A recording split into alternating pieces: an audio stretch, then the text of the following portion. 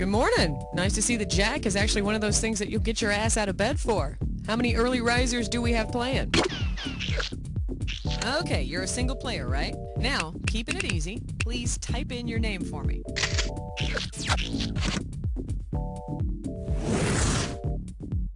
Okie dokie, have a look around and choose an episode, and hit F to have a look at your favorites list.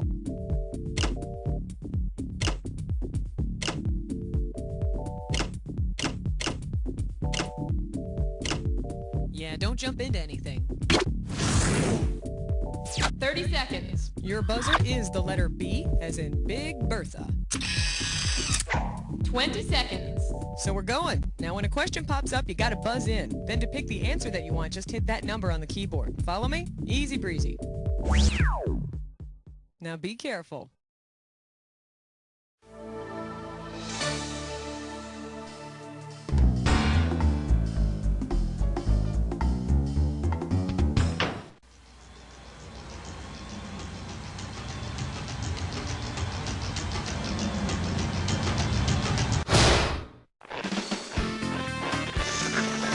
It's time for the show where high culture and pop culture collide. Hey, welcome to our Things That Get Stepped On episode. Oh, I've been waiting a while for this one. This episode is all about me and the oppressive environment I work in. Okay, really though, it's about dog poo, stuff like that. That's funny, right?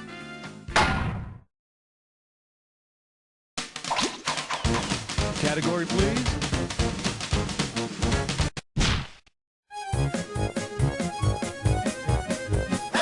The category, Tales of a Socially Climbing Groupie. Get this one right, you get $1,000. Remember the 60s? Remember all that groovy music? See, I don't, because I enjoyed the 60s a bit too much. Please help me. Who's not your stepping stone? John Lennon of the Beatles, Peter Noone of Herman's Hermits, Mickey Dolenz of the Monkees, or Roger Daltrey of The Who? The Monkees sing I'm Not Your Stepping Stone, which goes something like, I'm not your stepping stone, no, I'm not your stepping stone. Actually, Davy Jones would make a better stepping stone than Mickey. He's much smaller, you see. All right, pick a... Question alert. Question alert. Shake hands with, are you there, God? It's me, Schmitty. $2,000 for a correct answer. Well, as much as I hate to admit it, I need your help here. I've been having a tough time these days, and I've been trying to remember the title of this great inspirational poem. It's a poem where this man dreams about asking God where he was during the saddest times in his life, and all I remember is that God says, it was then that I carried you. It's so beautiful. What the f*** is the name of that poem? Walking. Footprints, one step at a time, or steps. Walking. No, that's not it. What? Does this ring a bell? Now I remember, of course, the poem is called Footprints. God's footprints were always alongside him, except, of course, during the toughest times when God carried him. Oh, I love that part. God, is that why there's one set of footprints for me, too? No, Schmitty, you were too heavy, so I dropped you and kept going. Give me a category.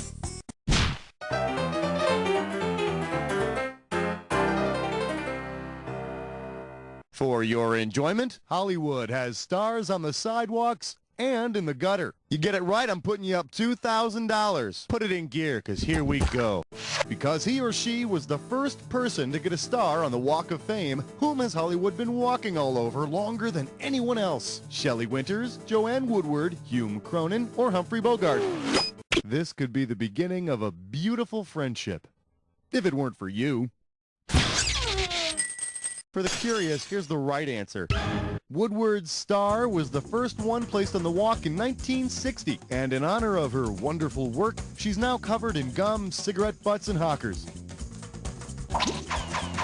All right, I need a category.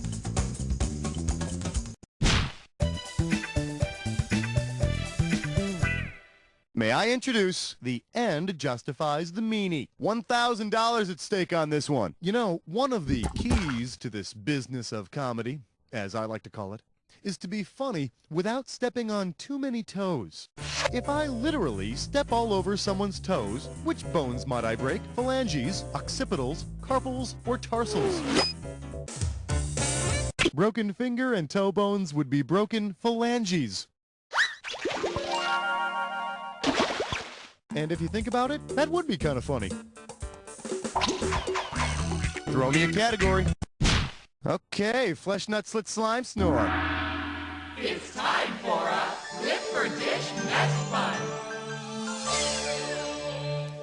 Let's see if you can make some sense out of this gibberish category. What's really in Mother Hubbard's cupboard? $5,000 sounds like a good place to start off this gibberish question. All right, listen up. Every second and a half, some of that cash is going to disappear. So if you want to win big, you got to move quick. Now, see if you can tell me what well-known counseling catchphrase this rhymes with. Shelve Zeppo? Damn! And remember, punctuation doesn't... It's all yours. Type in the answer.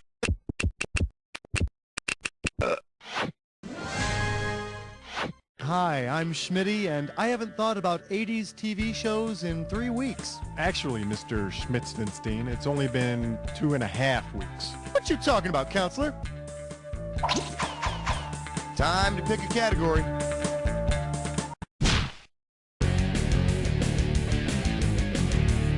Let's see what we got going. No shirt, no shoes, no running bra. You get it right, you get 2K. Okay, free your mind. Because she's famous for running barefoot, which runner would have to tattoo a swoosh on her foot to get endorsement money from Nike? Rosie Ruiz, Zola Budd, Mary Decker, or Jackie Joyner-Kersee? Zola Budd is a South African runner who ran for Britain. Hey, and guess what? She always ran barefoot. And if you ask me, running barefoot is really very selfish of Zola Budd. I mean, just think of how many third world children she put out of work. All right, pick a category.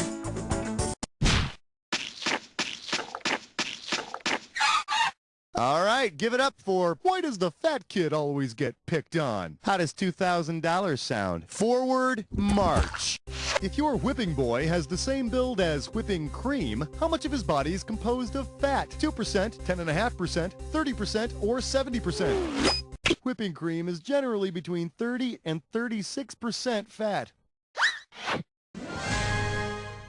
But that doesn't mean I'm not lovable and capable. In fact, you'll all be working for whipping cream someday. You wait and see.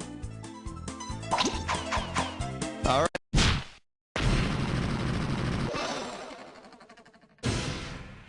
This one's called One Small Step for Man, One Big Paycheck for Jim Carrey. I'll give you 4,000 clams for this bad boy. All right, get ready to buzz in and type when you know the answer.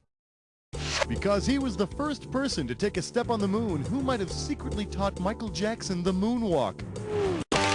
Go for it. Oh, yeah, you want to be starting something, don't you? Yeah. Neil's the man. Yeah, sure, he's this big historical figure now, but I liked him better when he was a young pilot, taking to the skies with his brothers Tito and Jermaine. Category, please. Well, look what you just happened upon, my little friend. You got yourself a this or that. The category for this or that is I'm gummy, damn it. Okay, I see you got this thing down. I'm just going to put your 30 seconds on the clock, all right? Let the games begin. Riptide Rush, Gummer Gatorade. Watermelon Wave. Strawberry Splash. Whitewater Splash. Lightning Lemonade. Midnight Thunder. Last one, Twisted. That's all 7. You know, you only got 4 of them right, which is not very reassuring for the rest of the game, is it? Let's look at your new score. Hey, keep it to yourself. Your score could be going down. Let's try some more here. Give me a category.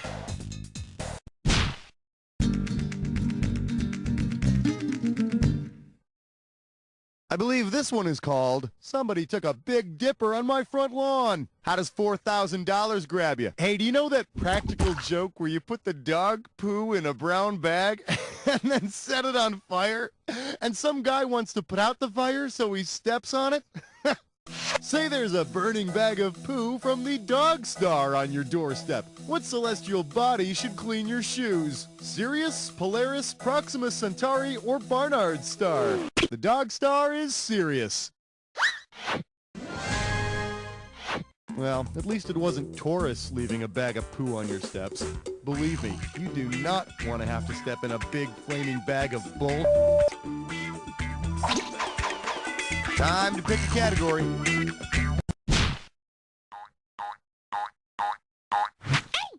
Today's specialties include She's Cooking, a Stairway to Heaven. You get this one, you pocket $2,000. And now, your question. Say you want a spiral staircase installed in your Italian villa, but your moron carpenter builds you one made of spiral-shaped pasta. What will you be clambering up to get to your bedroom? A big fettuccine, a big rotini, a big manicotti, or a big tortellini?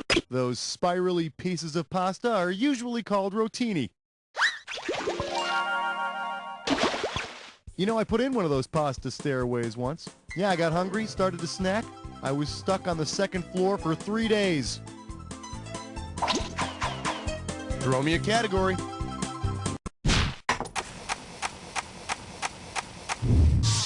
We're calling this one, at quarterback, Sir Isaac Newton. You get a right answer, you're walking away with $4 grand. You may not know this, but scientist and all-around smarty-pants Isaac Newton once said he had been able to achieve his great success because he had stood on the shoulders of others. Considering the shoulders on which Newton claimed to have stood, which NFL team might have helped him further his career? The New York Giants, the New England Patriots, the Philadelphia Eagles, or the New Orleans Saints? I'm sorry, children, please don't feed the loser. Hey, if you got a minute, take a look at this. Sir Isaac Newton said, "If I have seen further to the end zone, it is by standing on the shoulders of giants," or something to that effect. Category, please.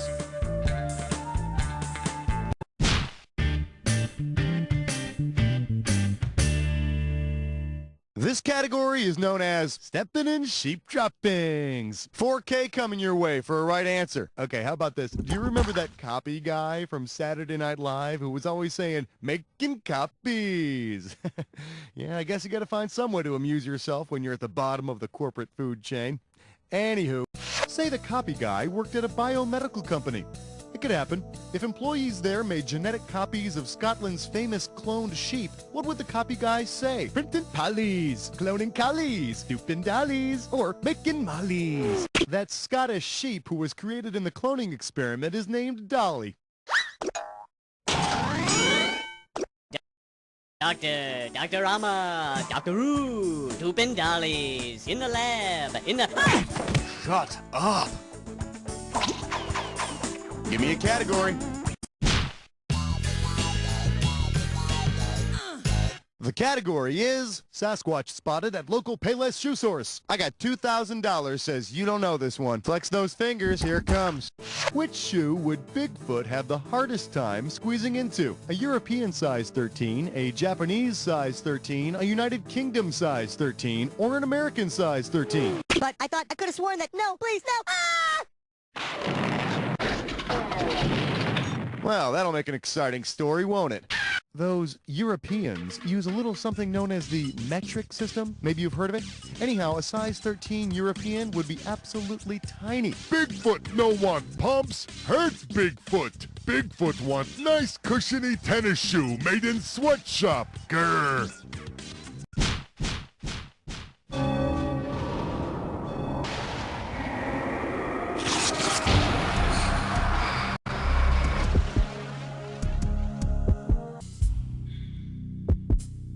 Well, oh, you already know the attack. Well, don't let me stand in your way. I'm sure you'll have a lot to talk about.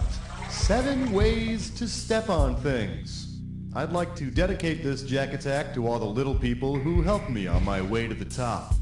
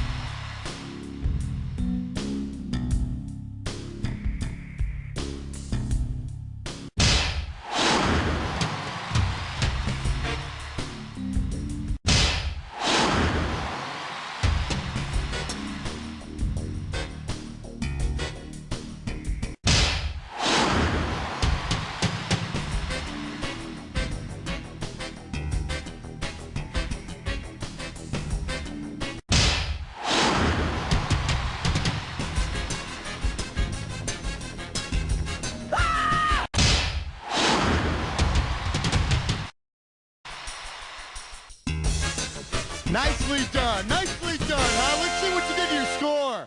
That's it.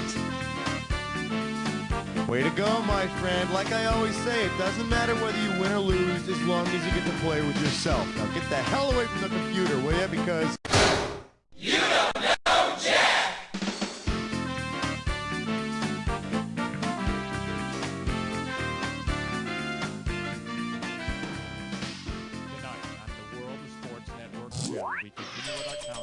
Well, isn't this just a special moment? You've gone and knocked some poor sap off the high scoreboard. They weren't even here to defend their position. Well, I hope you can live with yourself. Let me know if you want to play again. Maybe you can knock yourself off the list. Don't forget to hit F if you want to make this episode a favorite.